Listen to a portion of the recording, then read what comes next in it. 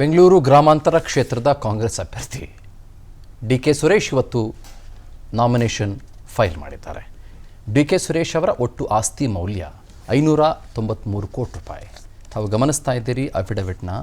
ಕಳೆದ 5 ವರ್ಷಗಳಲ್ಲಿ massive increase of 259.19 crores. ಅಂದರೆ ಒಂದು ವರ್ಷದಲ್ಲಿ 50 ಕೋಟಿ ಸಂಪಾದನೆ ಮಾಡಿದ್ದಾರೆ ಅಂತ ಕಳೆದ 5 ವರ್ಷದ ಅವಧಿಯನ್ನು ತೆಗೆದುಕೊಂಡಾಗ. ಒಟ್ಟು 207 ಕೋಟಿ ರೂಪಾಯಿ ಸಾಲ ಇದೆ ಅಂತ ಡಿ ಕೆ ಸುರೇಶ್ ಅವರು ಹೇಳ್ಕೊಂಡಿದ್ದಾರೆ. ಜೊತೆಗೆ ಕುಟುಂಬದವರಿಗೆ 43 ಕೋಟಿ ರೂಪಾಯಿ ಸಾಲ ಕೂಡ ಕೊಟ್ಟಿದ್ದಾರೆ. 1.25 kg ಚಿನ್ನ, ಸುಮಾರು 5 kgಯಷ್ಟು ಬೆಳ್ಳಿಯನ್ನು ಹೊಂದಿರುವ ಇವರು ದ್ವಿತೀಯ PUC ವರೆಗೂ ವಿದ್ಯಾಭ್ಯಾಸ ಮಾಡಿದ್ದಾರೆ. ಲುಲು ಮಾಲ್ಗೆ 3 ಕೋಟಿ ರೂಪಾಯಿ ಬಾಕಿ ಉಳಿಸ್ಕೊಂಡಿರೋದಾಗಿ ಡಿ ಕೆ ಸುರೇಶ್ ತಮ್ಮ ಅಫಿಡವಿಟ್ನಲ್ಲಿ ಉಲ್ಲೇಖ ಮಾಡಿದ್ದಾರೆ. ಸರ್, ನಮ್ಮಲ್ಲಿ ಅಸೆಟ್ ಕ್ರಿಯೇಟ್ ಮಾಡೋದು, ವೆಲ್ತ್ ಕ್ರಿಯೇಟ್ ಮಾಡೋದು ಅದೇನು ಅಪರಾಧ ಅಲ್ಲ, ಮಾಡ್ಕೊಳ್ಬೇಕು. ಅವ್ರು ಎಷ್ಟು ಬೇಕಾದ್ರೂ ಅವ್ರು ಮಾಡ್ಕೊಳ್ಬೋದು. ಆಮೇಲೆ 1 ವರ್ಷದಲ್ಲಿ ಇಷ್ಟೊಂದು ಜಾಸ್ತಿ ಆಗೋದಕ್ಕೆ ಸಾಧ್ಯನಾ ಅಂತ. ಓಕೆ, ಅವ್ರು ಬೇರೆ ಬೇರೆ ಬಿಸ್ನೆಸ್ ಮಾಡ್ತಾ ಇರ್ಬೋದು, ಜಾಸ್ತಿ ಆಗಬಾರ್ದು ಅಂತಲೂ ಹೇಳೋದಕ್ಕೆ ಬರೋದಿಲ್ಲ, ಆಗಬಹುದು. ಆದರೂ ವರ್ಷಕ್ಕೆ ಒಂದು 50 ಕೋಟಿ 60 ಕೋಟಿ ಹೀಗೆ ಇನ್ಕ್ರೀಸ್ ಆಗ್ತಾ ಇದೆ ಅಂತಂದಾಗ ಸಾಮಾನ್ಯ ಜನರಿಗೆ ಇಷ್ಟೆಲ್ಲ ದುಡ್ಡಿದೀವಿ ಹತ್ರ ಈ ಥರದ ಯೋಚನೆಗಳು ಬರ್ತವೆ ಸರ್. ಅವ್ರಿಗಿಂತ ಭಾಳ ದುಡ್ಡಿರೋರು ಕಾಂಗ್ರೆಸ್ನಲ್ಲಿ ಮತ್ತು BJPಯಲ್ಲಿ ಸುಮಾರು ಜನ ಇದ್ದಾರೆ. ಆಮೇಲೆ ನಿಮ್ಗೆ ಹೇಳ್ತೀನಿ ಕೇಳಿ, when it comes to Karnataka, ಭಾರತದ ಅತ್ಯಂತ ಶ್ರೀಮಂತ ಪೊಲಿಟಿಷಿಯನ್ಸ್ಗಳಿರೋದು ಕರ್ನಾಟಕದಲ್ಲೇ. ಹೌದು, ನೀವು ಟಾಪ್ 10 ಲಿಸ್ಟ್ ತೊಗೊಂಡಾಗ ಕರ್ನಾಟಕವೇ ಅದಕ್ಕೆ ಸಾಕ್ಷಿಯಾಗಿ ಸ್ಪಷ್ಟವಾಗಿ ಭದ್ರವಾಗಿ ನಿಂತ್ಕೊಳ್ಳುತ್ತೆ. ಅದ್ರ ಬಗ್ಗೆ ಯಾವ ಅನುಮಾನವೂ ಕೂಡ ಇಲ್ಲ. ಇವರು ಇದನ್ನೆಲ್ಲ ಭಾಳ ನೀಟಾಗಿ in a very legal way ಸಂಪಾದನೆ ಮಾಡಿದ್ದೀನಿ ಅಂತಲೇ ಅವರು ತಮ್ಮ ಡೀಟೇಲ್ಡ್ ಈ ಅಫಿಡವಿಟ್ನಲ್ಲಿ ಅವರು ಹೇಳ್ಕೊಂಡಿದ್ದಾರೆ. ಮತ್ತು ಅವರಿಗೆ ಇರುವ ಬೇರೆ ಬೇರೆ ಬಿಸ್ನೆಸಸ್ಗಳ ಬಗ್ಗೆ, ಅದರ ಜೊತೆಗೆ ಅವರಿಗಿರುವ ಬೇರೆ ಬೇರೆ ಸ್ಥಿರಾಸ್ತಿಗಳ ಬಗ್ಗೆ ಕೂಡ ಕಂಪ್ಲೀಟ್ ಆದಂಥ ಮಾಹಿತಿಯನ್ನು ಅವರು ಕೊಟ್ಟಿದ್ದಾರೆ.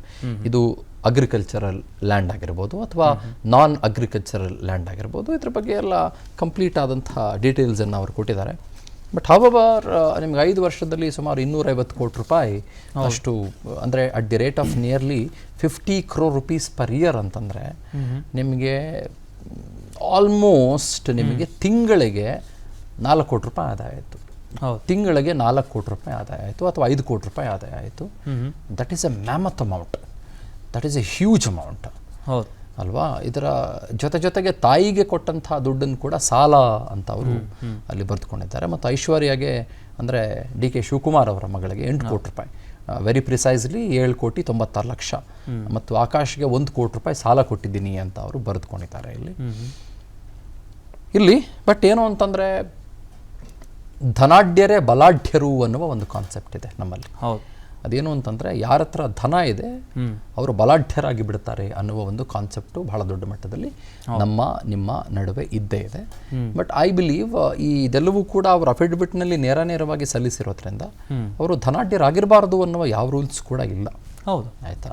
ಅವ್ರ ಹತ್ರ ದುಡ್ಡು ಬರಬಾರ್ದು, ಸ್ಥಿರಾಸ್ತಿ ಬರಬಾರ್ದು, ಚರಾಸ್ತಿ ಬರಬಾರ್ದು ಅನ್ನುವ ಯಾವ ರೂಲ್ಸ್ ಕೂಡ ಇಲ್ಲ. ನಾನು ಅದ್ರ ಬಗ್ಗೆ ಯಾವ ತಕರಾರುಗಳನ್ನು ಕೂಡ ತೆಗೆಯಕ್ಕೆ ಹೋಗೋದಿಲ್ಲ. ಸಾಲಾಗಿಲ್ಲ, ಎಲ್ಲ ಕೂಡ ಇನ್ ಡೆಪ್ತ್ ಆಗಿ, ಇನ್ ಡಿಟೇಲ್ಡ್ ಆಗಿ ಅವರು ಉಲ್ಲೇಖ ಮಾಡ್ಕೊಂಡಿದ್ದಾರೆ. ಸೊ ಐ ಬಿಲೀವ್ ಇದು ಸುಮಾರು ಜನ ಅದು ಯಾರು ಬೇರೆ ಬೇರೆ ಅಭ್ಯರ್ಥಿಗಳೆಲ್ಲ ಕಳಿಸಲ್ಲ ಮುಚ್ಚಿಟ್ಕೊಂಡು ಒಂದಿಷ್ಟು ಎಡವಟ್ಟುಗಳನ್ನು ಫೇಸ್ ಮಾಡ್ಕೊಂಡ್ರೆ, ಅವ್ರಿಗಿಂತ it looks very much better to me.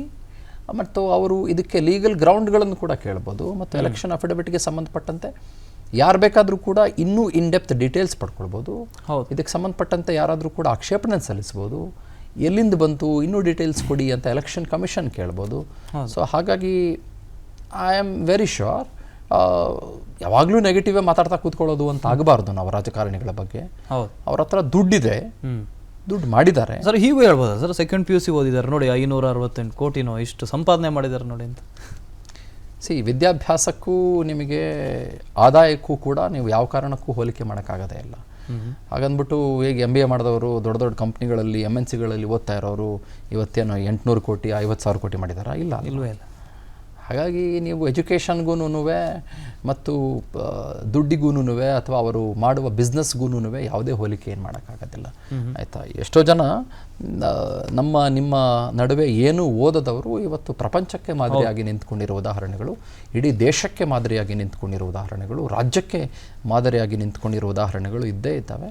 So of course education ವಿರುದ್ಧ ನಾನು ಮಾತನಾಡ್ತಾ ಇದ್ದೀನಿ ಅಂತಲ್ಲ, ಬಟ್ ಅವರು PUC ಓದ್ಕೊಂಡಿದ್ದಾರೆ, but he seems to have a lot of general sense, lot of business sense, lot of common sense too. ಅದು legal ವೇಸಿಂದ ಅವರು ಸಂಪಾದನೆ ಮಾಡಿರೋದಾಗಿದ್ರೆ let it be legal, let it be fine. ನಾನು ಸುಮ್ಮನೆ ಎಲ್ಲದ್ರ ವಿರುದ್ಧ ಮಾತಾಡ್ಕೊಂಡು ಕೂತ್ಕೋಬೇಕು, ಏನ್ರಿ ರಾಜಕಾರಣಿಗಳು ದುಡ್ಡು ಮಾಡ್ಕೊಂಡ್ಬಿಟ್ಟವ್ರೆ ಏನ್ರಿ ಅಂತ ಮಾತಾಡೋದು ಭಾಳ ಸುಲಭ. ಅದು ಸುಮ್ಮನೆ ಜಾಳು ಮಾತನಾಡುವಂಥ ಮಾತಾಗ್ಬಿಡುತ್ತೆ. ಅಥವಾ ಸುಮ್ಮನೆ ನೋಡ್ರಿ ಅಷ್ಟೊಂದು ದುಡ್ಡು ನೋಡಿದ್ರಾ ಅಂತ ನಾನು ಮಾತಾಡ್ಬಿಡೋದು ತುಂಬ ಸುಲಭ ಆಗಿಬಿಡುತ್ತೆ ವಾಸು. ಹಾಗಾಗಿ ಓಕೆ ಮಾಡ್ಕೊಂಡಿದ್ದಾರೆ, ಇಟ್ಸ್ ಫೈನ್. ಅವ್ರು ಅದನ್ನು ಧೈರ್ಯವಾಗಿ ಅಫಿಡವಿಟ್ನಲ್ಲಿ ಸಲ್ಲಿಸುವ ಕೆಲಸ ಮಾಡಿದ್ದಾರೆ. ಹೌದು, ಲೆಟ್ಸ್ ಅಪ್ರಿಷಿಯೇಟ್ ಹಿಮ್. ಬಿಕಾಸ್ ನಾಳೆ ಯಾರಾದರೂ ಅಫಿಡವಿಟ್ನ ಬಗ್ಗೆ ಡೀಟೇಲ್ಸ್ ಕೇಳಿದ್ರೆ ಅವ್ರು ಕೊಡ್ತಾರೆ. Sure, let's see. Let's not be very negative always. This my point. ಅನುಕ್ಷಣದ ಸುದ್ದಿಗಳಿಗಾಗಿ ವಿಸ್ತಾರ ನ್ಯೂಸ್ ಯೂಟ್ಯೂಬ್ ಚಾನೆಲ್ ಸಬ್ಸ್ಕ್ರೈಬ್ ಮಾಡಿ. ಹೊಸ ಸುದ್ದಿಗಳ ನೋಟಿಫಿಕೇಶನ್ಗಾಗಿ ಬೆಲ್ ಐಕಾನ್ ಕ್ಲಿಕ್ ಮಾಡಿ. ಲೇಟೆಸ್ಟ್ ಅಪ್ಡೇಟ್ಸ್ಗಾಗಿ www.vistaranews.com ವೆಬ್ಸೈಟ್ಗೆ ವಿಸಿಟ್ ಮಾಡಿ. ಅಂಗೈಯಲ್ಲೇ ಜಗತ್ತಿನ ಸುದ್ದಿ ತಿಳಿಯಲು ವಿಸ್ತಾರ ನ್ಯೂಸ್ ಕನ್ನಡ ಆಪ್ ಡೌನ್ಲೋಡ್ ಮಾಡಿ.